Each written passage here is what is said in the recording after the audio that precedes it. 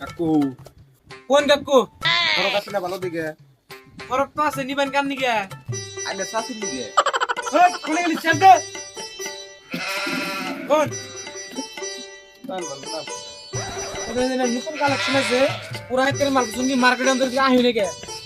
বললে বাদ দেন দাম কত চাইবে কাঙ্কুন বাদ দেন কি করে জানি অর্ডার সাথে জানি এটা 1800 বাদ 1700 দিমু দিলি দেন 1700 তো ঠকা ঠকা ওই ও মানে নে জান এই বড় জায়গা পেক করে এটা ধর